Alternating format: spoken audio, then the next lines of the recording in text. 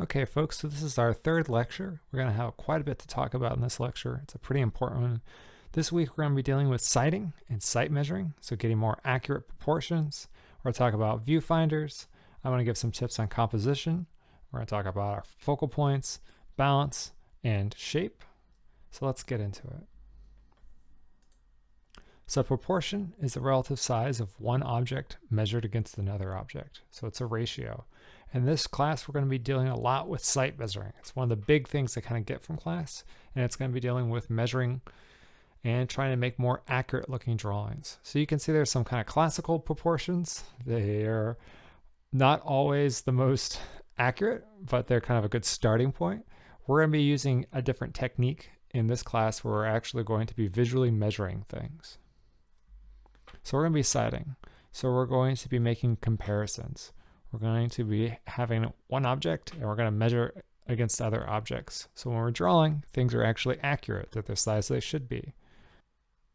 So it's a simple way of correcting our proportions.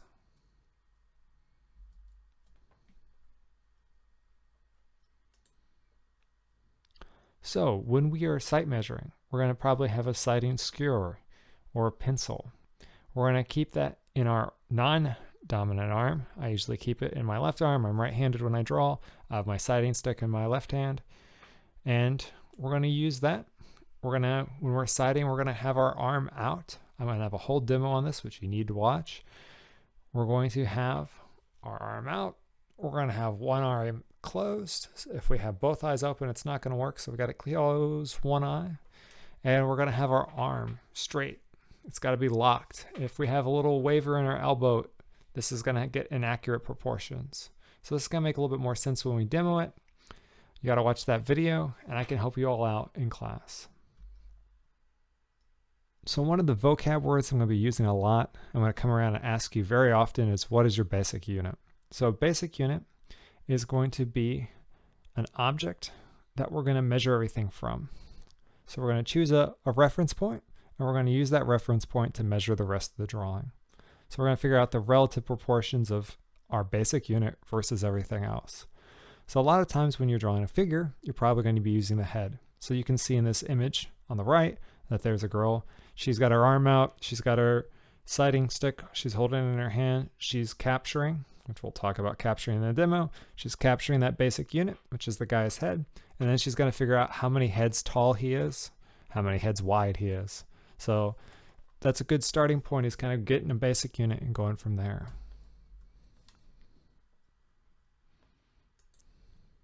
We're going to be working with a viewfinder. Viewfinder is a simple tool. It's pretty easy to create. We're going to create some in class, so you're going to do it at home. So it can help us out with compositions. It can also help us out with figuring out spatially how things are going to be arranged. It can help us out with measurements a little bit too. It's used to crop our image. It's used to kind of crop out all the things we don't want to draw and to kind of block those things out and keep them from distracting us. So we can really define on our negative space and thinking about how we're balancing our composition. The ones that I have made are going to be roughly the same proportions as your paper. They're going to be a 3x4. So they're going to be helping us with our sighting, helping us figure out where we're going to be placing objects within the composition. And they're going to be kind of situated on the rule of thirds. So let's talk about compositions.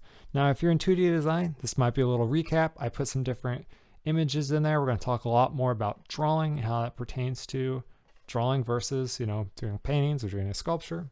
But it's good to kind of go over this stuff. And you really need to be thinking about when you're looking through a viewfinder, looking at a still life, trying to find out what you're going to draw. How is this working compositionally? Is it interesting? So the first thing we're going to talk about is our focal point. So a focal point's a principle of design. It's an emphasized object in our composition. It's used to attract attention and encourage us to look around the rest of the drawing. So we can see we got this Francisco Goya painting, which was in his house towards the end of his life when he was going a little off the rails, we could say. He painted this on his wall, folks.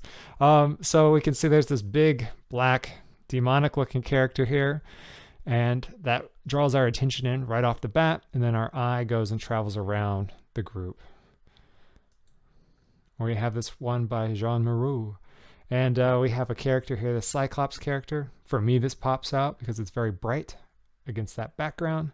And then you can start to look at the other weird symbols happening in that image. So having a focal point in the center is lazy. So we need to really be conscious of where we're putting that focal point. It's a kind of a lazy design.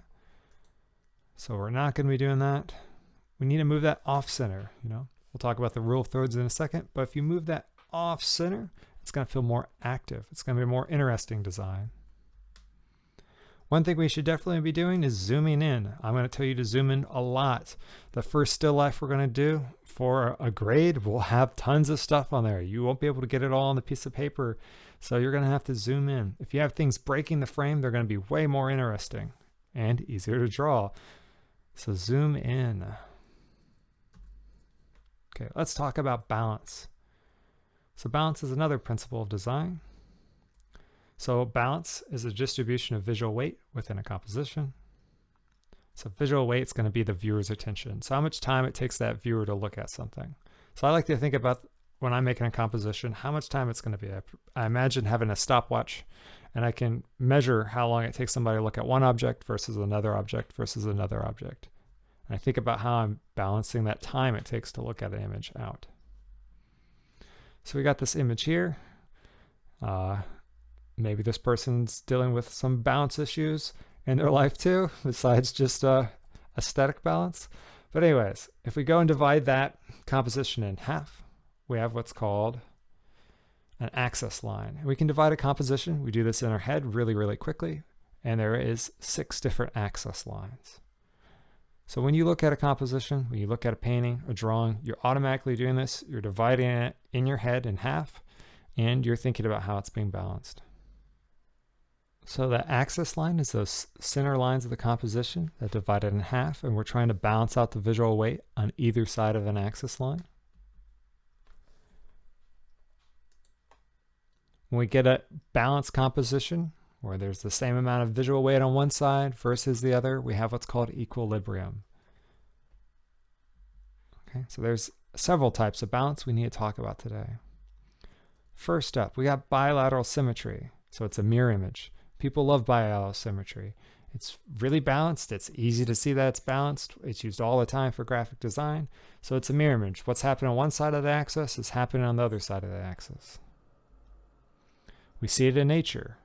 We are bilateral. We have 2 arms and eyes and all that kind of good stuff. So we like it. We tend to like it.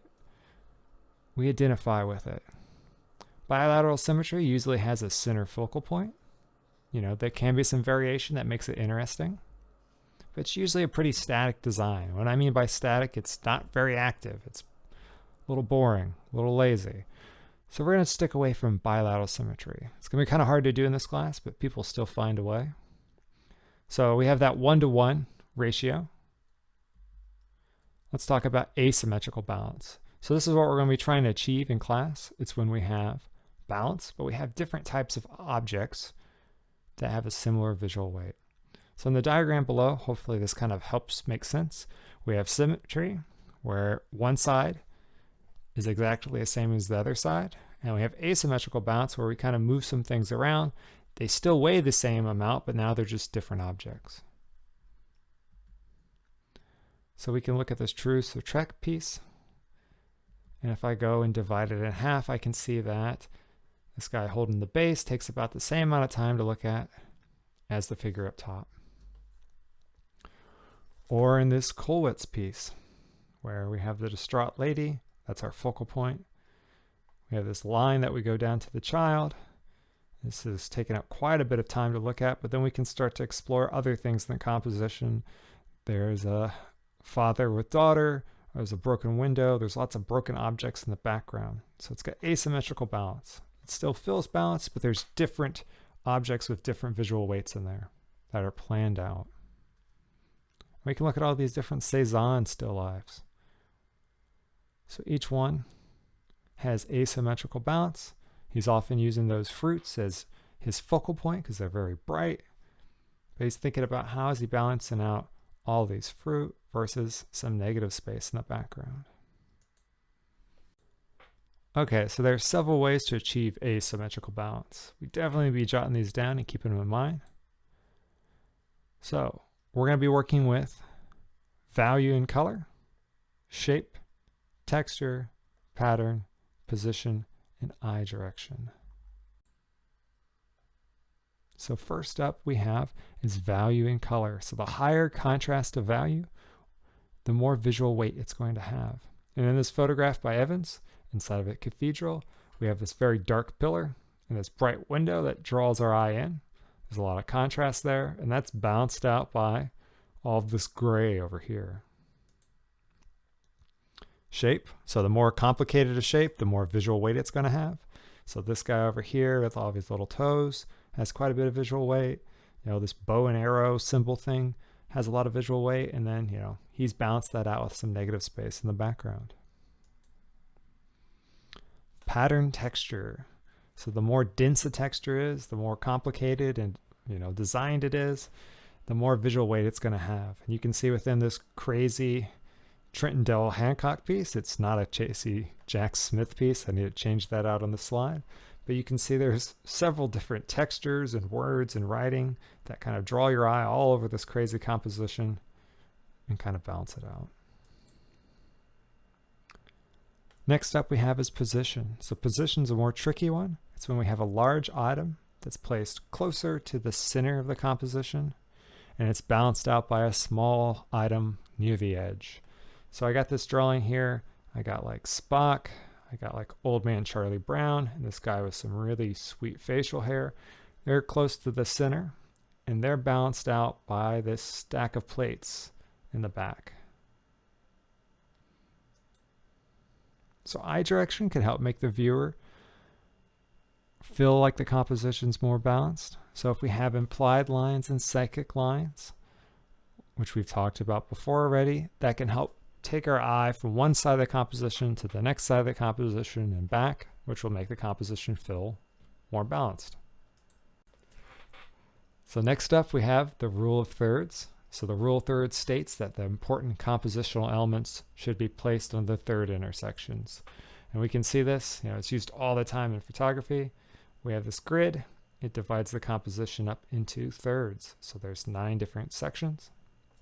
If you go into your apps and you go pull up Instagram, you go to take a photograph, that grid pops up. And a lot of people think, oh, I should put my face right in the center. That's what's to help me center a composition. No, you're using it wrong. You're going to put your focal point on that third intersection somewhere. So we're going to be thinking about where we're putting our focal point when we're using that viewfinder. Okay? So you can see the person right there is using that to kind of help figure out where they're placing things. Where's their important elements?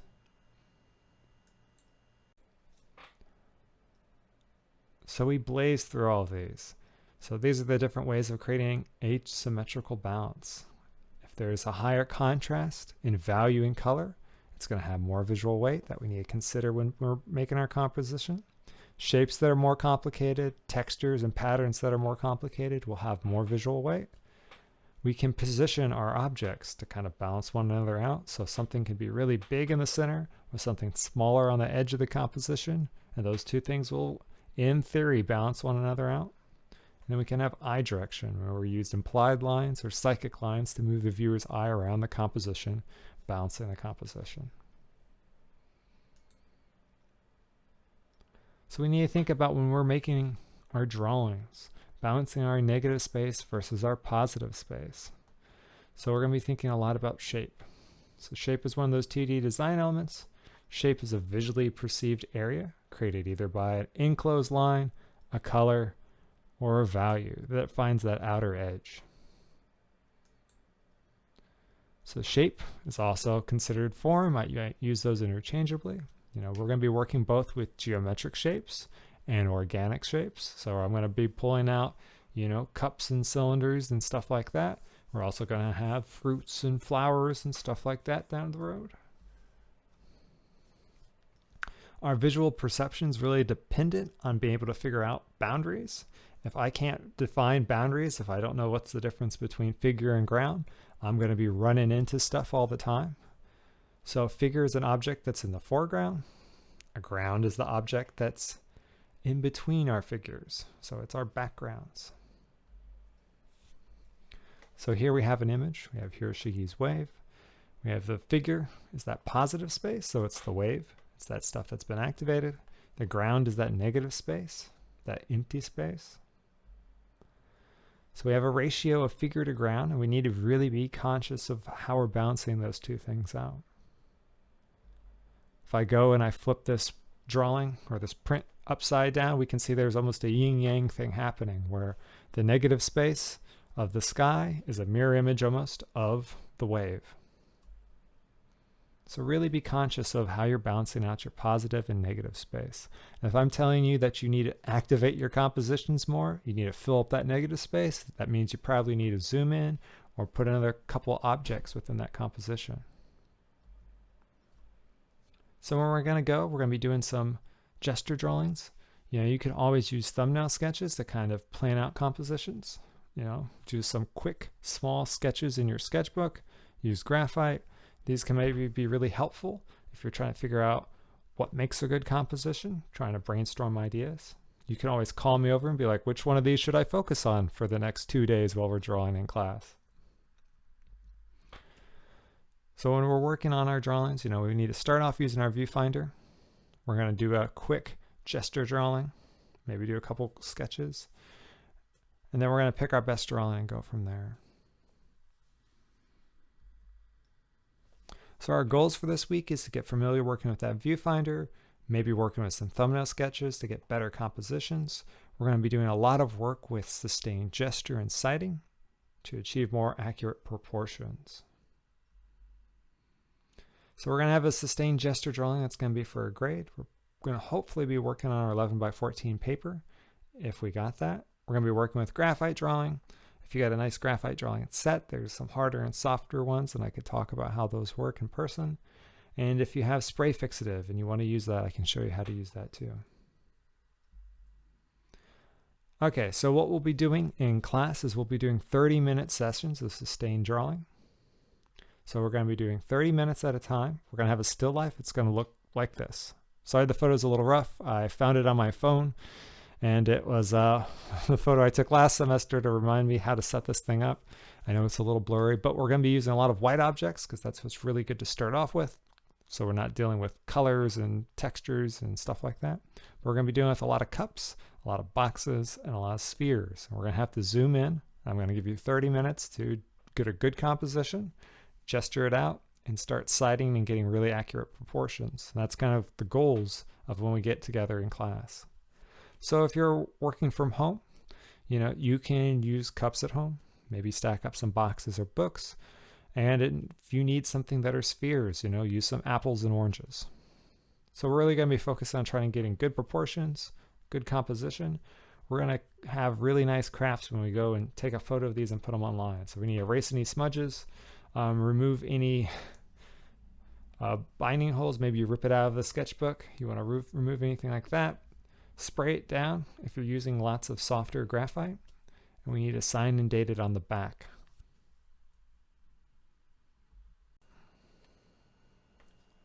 So this is the rubric that we're going to be using to evaluate the project. So you're going to turn the project in, and I'm going to be grading using this rubric.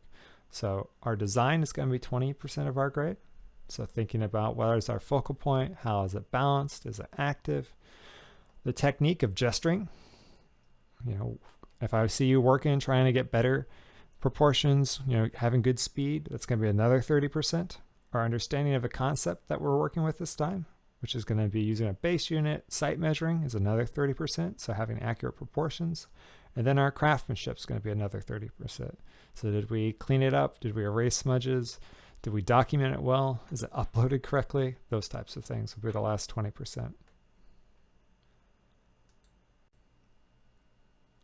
Also this week we have a writing response. So there's a reading and several questions that you need to go answer. Okay, that's it. That's the end. I know that was a lot. Definitely go watch the demo on sighting. It's going to help out a little bit, and I'll be helping you in class with sustained gestures. We're going to be doing 30-minute sessions. Come to class ready to roll. Okay, stay safe. See you soon.